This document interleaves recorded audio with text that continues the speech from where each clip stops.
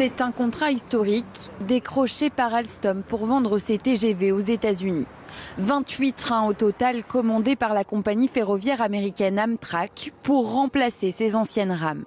Cette commande est historique, mais les retombées en termes d'emploi restent encore floues.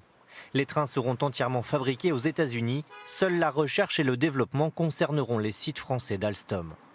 À Belfort, les sentiments sont partagés, car le site qui fabrique des locomotives vient de perdre un contrat au profit des Allemands. Et les effectifs ne cessent de s'effondrer. La polémique reprend après la suspension d'un arrêté anti-Burkini hier par le Conseil d'État. Plusieurs maires de droite ne respecteront pas cette décision. Et je voudrais préciser, parce que personne ne l'a précisé sur vos antennes, que dans des pays, justement, qui sont musulmans, il y a, comme à Marrakech, il y a une réglementation, tenez, vous la voyez bien, une réglementation qui interdit les baignades habillées. Ça, c'est au Maroc, à Marrakech. En quoi, si vous voulez, ça regarde l'État qu'une femme porte un burkini? Quel est l'intérêt de s'obséder sur cette question de burkini? C'est vous qui êtes contre. Moi, je m'obsède pas. Moi, ça m'est complètement indifférent, une femme en burkini sur une plage. Elle peut avoir des mélanomes. Si vous voulez, ça peut être aussi des raisons... Non, mais c'est médical de mettre un burkini. Ça peut être aussi, vous savez, les musulmanes ont peut-être peur d'aller à la plage, donc plutôt que de rester dans leur cuisine, elles voudraient aller à la plage protégée. Manuel Valls qui considère que le débat doit être maintenu, rester silencieux comme par le passé, c'est un petit renoncement. Le chef du gouvernement qui ajoute que dénoncer le burkinisme n'est en aucun cas mettre en cause une liberté individuelle, c'est dénoncer un islamisme mortifère. Tout l'été, le burkini. Et là encore maintenant. Mais enfin, où va-t-on? Vous allez faire une police du vêtement qui va aller dans les rues, mesurer la hauteur des jupes, si les chaussettes sont sur le jean ou sous le jean.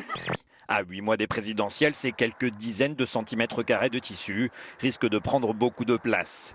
Nicolas Sarkozy, qui fait de l'identité un des thèmes centraux de sa campagne, est favorable à son interdiction. Ce que je souhaite, c'est surtout qu'on arrête de verser de l'huile sur le feu.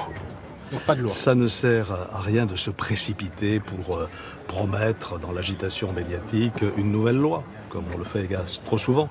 On voit bien que cette nouvelle loi se heurterait à énormément de difficultés. Elle serait sans doute pas conforme à la Constitution. Il faudrait donc changer la Constitution. J'ai toujours défendu l'idée d'une identité nationale. Certains la voient heureuse, mais débattons du fond des choses. Ne nous opposons pas. Je refuserai toujours d'instrumentaliser les peurs, de flatter les bas instincts.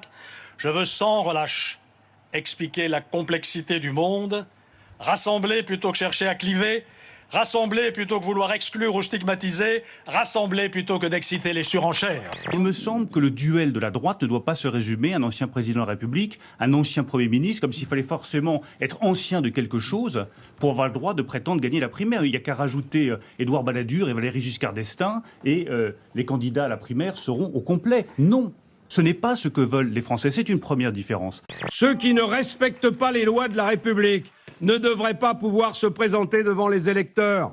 Il ne sert à rien de parler d'autorité quand on n'est pas soi-même irréprochable. Qui imagine un seul instant le général de Gaulle mis en examen? En Angleterre, cet accident qui aurait pu être dramatique, un poids lourd a percuté un pont piéton reliant Londres au tunnel sous la Manche qui s'est, vous le voyez, littéralement cassé en deux. Seul un motard a été blessé et ses jours ne sont pas en danger. Une image tout à fait spectaculaire.